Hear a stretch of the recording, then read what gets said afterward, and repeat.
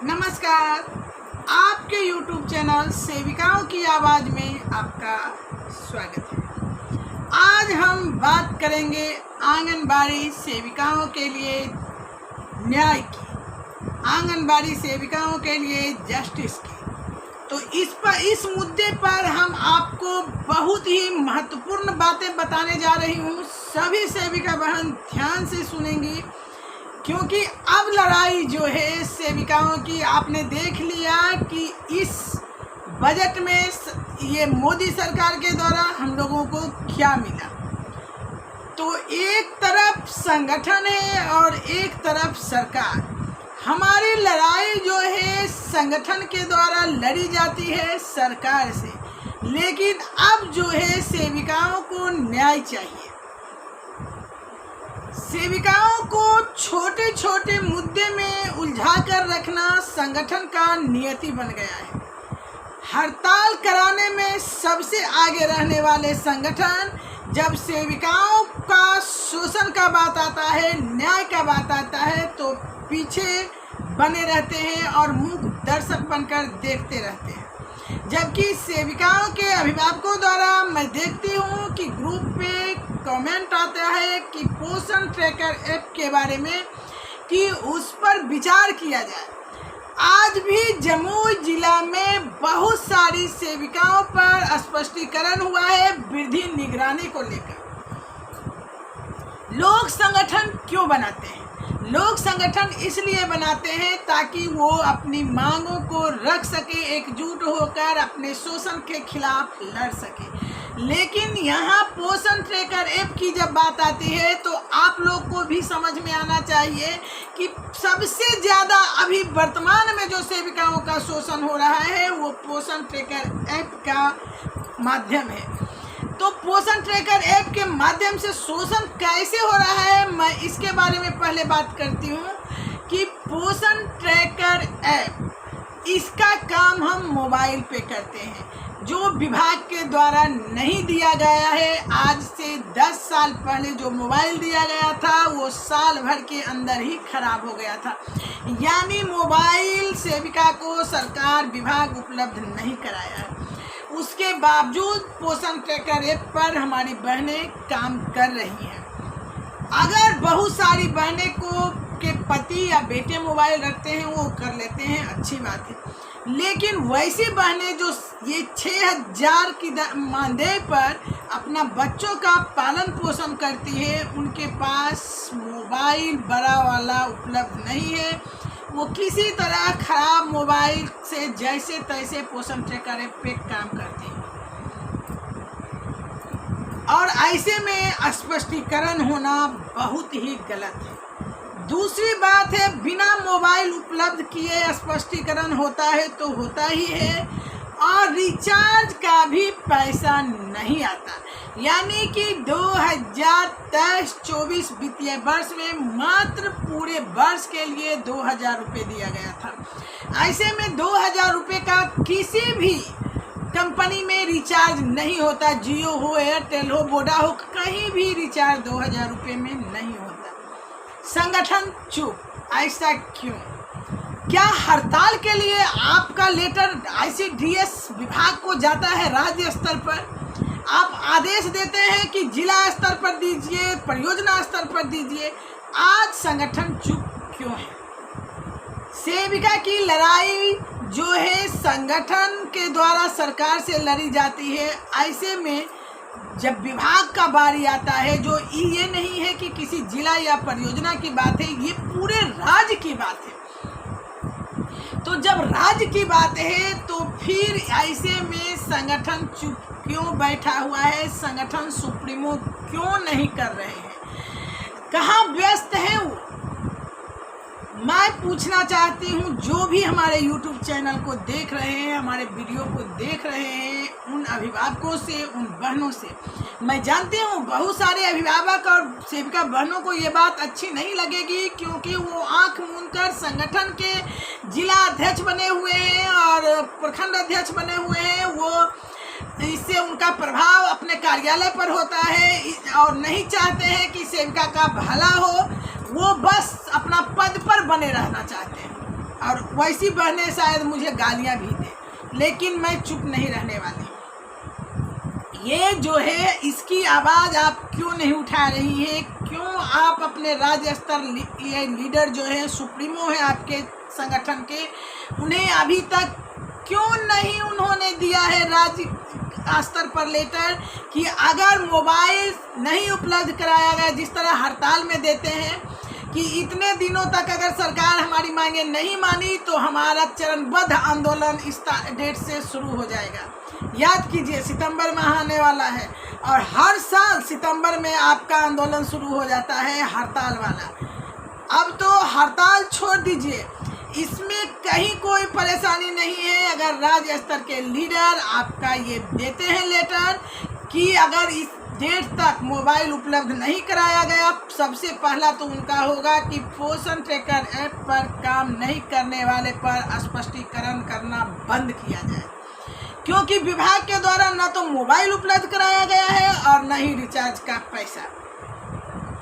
ऐसे में स्पष्टीकरण करना शोषण है और शोषण के खिलाफ हमारा आंदोलन शुरू होगा। एक समय सीमा निश्चित किया जाए और सभी जिला और परियोजना स्तर पर भी यह लेटर दिया जाएगा। इस आंदोलन में मैं वादा करती हूँ कि मेरा YouTube चैनल के माध्यम से मैं सभी को संगठित करने की पूरी कोशिश करूँगी। इसके लिए जो भी कदम आगे बढ़ाएगा, जो भी संगठन, मैं उसके सपोर्ट में अपना हमेशा योगदान दूँगी। लेकिन आगे बढ़ के इस तरह का कार्यक्रम होना चाहिए। और देखिए, बात है हमारा मानदेय का।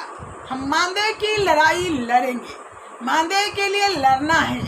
आपने हड़ताल करके देख लिया, हर राज्य में हड़ताल हुआ है, दिल्ली में हुआ प्रदर्शन, लेकिन दिल्ली प्रदर्शन का सरकार पर क्या असर पड़ा ये आप देख ही चुके हैं, क्योंकि उनका दूसरा काल में भी दूसरा उनका शासन जब हुआ उसमें भी कुछ नहीं मिला, और ये तीसरा बार वो प्रधानमंत्री बने हैं तो इसमें भी पहला बजट में सेविका के लिए कुछ भी नहीं रहा।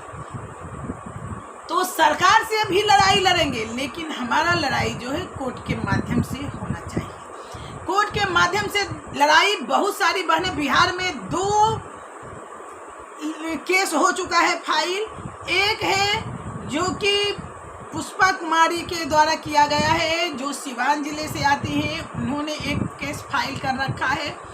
दूसरा फाइल केस जो किया है वो है मुजफ्फरपुर से प्रतिमा कुमारी। मैं ये नहीं कहती कि दोनों में किन्हें आगे प्रोसेस ज़्यादा हो चुका है, लेकिन जो भी हो, हमें इन केस में जुड़ के इस मुद्दे को हवा देना चाहिए। मैं बहुत जल्द ही इस पर आप लोगों को एक जानकारी दूंगी वीडियो के माध्यम से कि किस तरह से हमें जुड़ना है, इसके लिए कौन कौन से डॉक्यूमेंट्स लगेंगे और इसमें क्या खर्च आएंगे। देखिए, जब संख्या बहुबल ज़्यादा होगा, अगर हम 2 आदमी लड़ाई लड़ रहे हैं, वकील 10,000 फीस लिया तो उसका बजट 2 ही आदमी पर पड़ेगा। लेकिन इसमें अगर हम 1000 सेविका जुटे हुए हैं तो हमारे खर्चे 100 रुपये मात्र होंगे। अगर इसमें हम 10,000 सेविका जुटे तो मात्र 1 रुपया हम पर खर्च आएगा। और लड़ाई याद रखिए, जब भी हम लड़ेंगे तो ऐसा नहीं है कि जो लड़ाई नहीं लड़ी है उनका भी मानदेय बढ़ जाएगा। ये सरकार नहीं, कोर्ट का निर्णय होगा। जो रीट दायर करेंगी उन्हें ही इसका फल मिलेगा, और जो बाकी बचेंगे उनको भी इस प्रक्रिया में आने के बाद ही उनका मानदेय बढ़ेगा। इसलिए हम लड़ाई लड़ेंगे, लेकिन अभी वर्तमान में जिस मुद्दे पर मैं वीडियो बना रही हूँ वो लड़ाई हमारा सरकार से नहीं, संगठन से होगा। आखिर संगठन क्यों चुप है? संगठन क्यों नहीं इस पर कोई कार्रवाई कर रही है? क्यों नहीं लेटर ये विभाग को दे रही है?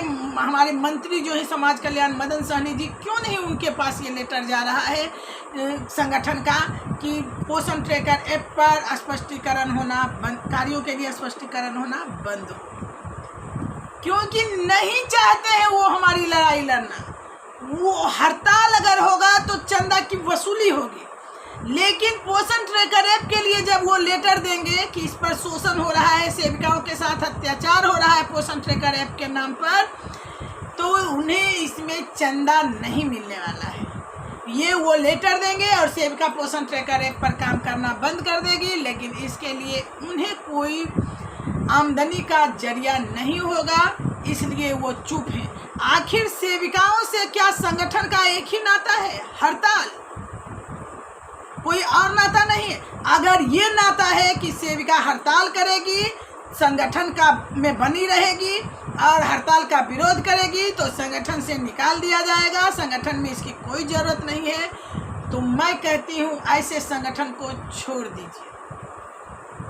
संगठन में हम, संगठन है क्या? संगठन, हम लोग संगठित हैं तो संगठन है। और जब संगठित होने के बाद जिसे हमने सुप्रीमो बनाया वो हमारे अधिकार के लिए नहीं लड़ रहा है, बस हड़ताल, धरना, प्रदर्शन में हम लोग को झोंक कर अपना राज्य स्तर पर नाम लूट रहा है, चंदे की उगाही कर रही है, तो ऐसे संगठन से दूर हो जाना चाहिए। ये मेरी सलाह है। और जो सुन रहे हैं अभिभावक जो कि अंधभक्त हैं संगठन के, वो गालियां भी दे तो मुझे कोई फ़र्क नहीं पड़ता, क्योंकि इससे पहले भी मैंने हड़ताल का विरोध की थी, तो बहुत सारे लोग को जो मन में आया था बोले थे, लेकिन मैं जितनी बातें बोली थी, अगर आप मेरा पिछला वीडियो देखें तो मैंने जो भी कही थी उसमें कहीं आपको अंतर नहीं होगा, वही बातें होती रही। क्योंकि मेरा वार्ता हुआ था डायरेक्टर सर से, तो उन्होंने साफ कहा था आप लोग का मानदेय बढ़ने वाला है, और जो नेता हैं उन्हें भी मेरे द्वारा बता दिया गया है कि आप लोग का मानदेय बढ़ेगा, इसलिए हड़ताल में मत जाइए। लेकिन फिर भी वो लोग हड़ताल में गए। आज एक बार मैं फिर से कह रही हूँ कि अगर पोषण ट्रैकर ऐप के लिए राज्य स्तर से लीडर वहाँ लेटर देते हैं, अब आपका एक और सवाल होगा कि मैडम आप ही क्यों नहीं दे देती हैं, सिर्फ वीडियो बना के भाषण देती हैं। मैं राज्य स्तरीय लीडर नहीं हूँ, और जिला स्तर से पर जहाँ भी जरूरत पड़ा है मैंने विरोध किया है जमुई जिला में, और विरोध करती रहूँगी। इससे पहले कुछ दिन पहले पोलियो में मैंने विरोध किया था, पोलियो का काम रोक दी थी मैं मई महीने में जो हुआ था, और इस पोलियो राउंड को रोकने के तुरंत बाद ही संडे से शुरू हुआ था, और सोमवार को ही मुझे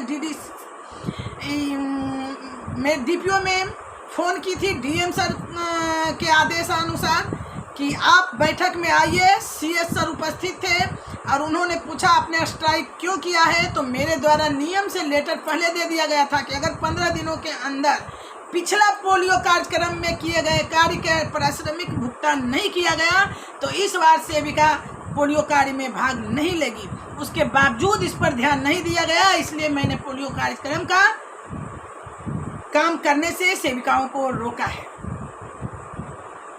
मुझे आश्वासन मिला कि इस कार्य को पोलियो राउंड पूरा होने से पहले आप लोगों के खाते पर, सेविकाओं के खाते पर पिछला सारा भुगतान कर दिया जाएगा, और किया गया। मैंने अगले ही दिन स्ट्राइक तोड़ दी उनके आश्वासन पर, और उन्होंने अब जो आश्वासन दिया उसे पूरा किया। तो इस तरह से जिला स्तर पर हम जिस तरह से काम किए, परियोजना स्तर पर, जिला स्तर पर, अगर उसी तरह राज्य स्तर पर लीडर एक्टिव है तो हम जानते हैं हमारी बहनों को कोई समस्या ये नहीं, इस तरह का नहीं होगी। लगातार जो हर बात में पोषण ट्रैकर पर वृद्धि निगरानी नहीं हुआ, उस पर ओपनिंग सही से नहीं हो रहा है, परसेंटेज सही नहीं जा रहा है, गृह भेंट में परसेंटेज नहीं है, हर बात के लिए स्पष्टीकरण यह होना बंद हो जाएगा।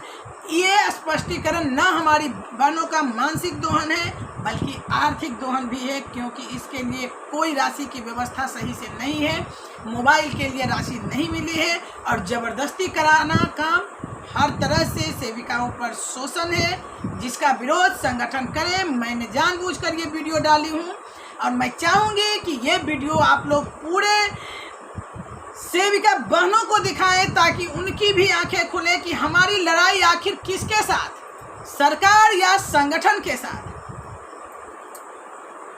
आप लोग एक बार प्लीज, आप लोगों से हाथ जोड़कर रिक्वेस्ट है, आप लोग इस वीडियो को देखें और अपनी मांग आज सरकार के पास नहीं, पहले संगठन के पास रखें कि वो पोषण ट्रैकर ऐप के लिए वहाँ लेटर दें कि किसी भी तरह का स्पष्टीकरण जायज़ नहीं है। पहले मोबाइल और रिचार्ज के लिए राशि उपलब्ध कराया जाए, फिर पोषण ट्रैकर ऐप पर काम की बात किया जाए।